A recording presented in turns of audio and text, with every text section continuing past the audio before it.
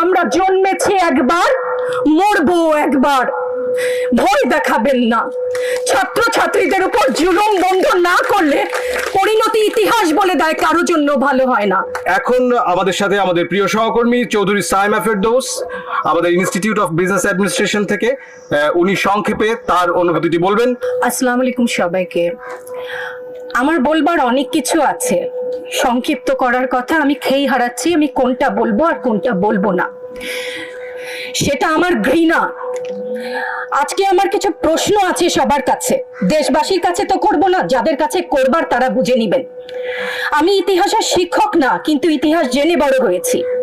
আমার জন্ম ৭১-এর পরে, কিন্তু বই খাতা থেকে সরাসরি যুদ্ধে ভাষা আন্দোলনে যারা অংশগ্রহণ করেছিলেন তাদের কাছ থেকে শোনা শিক্ষা থেকে জানি মুক্তিযুদ্ধের চেতনা কি, ভাষা আন্দোলনের চেতনা কি ছিল। মুখের ভাষা বাংলা বলতে পারি, সেই জন্য বোধহয় ভাষা আন্দোলনের শহীদরা শহীদ হননি। আমার কথা আমি বলতে পারবো না, আপনি তুলে নিয়ে যাবেন। প্রতিবাদ করতে পারবো না, ভিন্ন মত প্রকাশ করতে পারবো না, আপনি আমাদেরকে রাজাকার বলে গালি দিবেন। রাজাকার শব্দটা প্রকাণ্ড একটা গালি, যাকে তাকে দেবেন না। আমি অনুরোধ করছি না, আপনাদেরকে বলে দিচ্ছি। ছাত্রদের কথায় আমি কিছুটা পরে আসছি, সেখানে আমাদের সহকর্মীরা যারা বলেছেন সেখানে আমি পূর্ণ একমত। আমাকে একটু বলে দেবেন আপনারা, মুক্তিযুদ্ধের চেতনা কি ছিল দেশের হয়ে। আপনারা বলবেন যে যারা শুধুমাত্র আমার বাবা মুক্তিযোদ্ধা ছিলেন তাই আমার অধিকার প্রাপ্য অনেক কিছু, সেখানে পূর্ণ সহমত।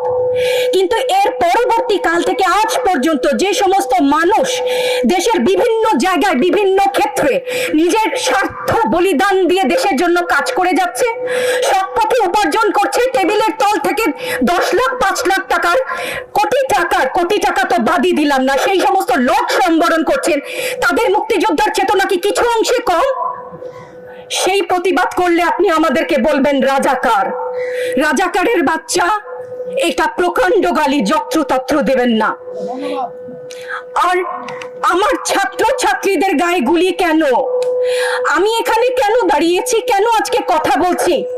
কারণ আমি মানুষ, আমি শিক্ষিত একজন মানুষ, আপাদমস্তক ভাবে যাকে শিক্ষা বলেন। সেখানে আমি জানি মুক্তিযোদ্ধার চেতনা যদি কিছু আমার ভেতরে বিদ্যমান থাকে, আমি জানি অন্যায়ের প্রতিবাদ করতে হবে।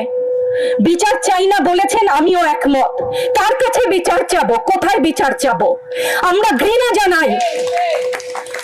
আমার ছাত্রদের গায়ে আমি সারা রাত ঘুমাতে পারি না, তাই এসছি যে আজকে যদি কিছু বলে যাই এক পলক ঘুমাতে পারি। যেই বাবা মার বুকটা খালি হয়ে গেছে, তাদের ঘরে কি চলে, কোথায় আছে তারা, কিভাবে আছে? আমার ছাত্রছাত্রী, আমাদের মেয়ে ছাত্রছাত্রীদের উপর যে লাঞ্ছনা হয়েছে, তার বিচার বিধাতা করবেন, তার বিচারের জন্য আমরা নেমেছি।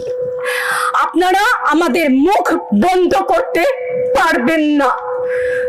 মুক্তিযুদ্ধের চেতনা থেকে জানি আমরা জন্মেছি একবার, মরবো একবার।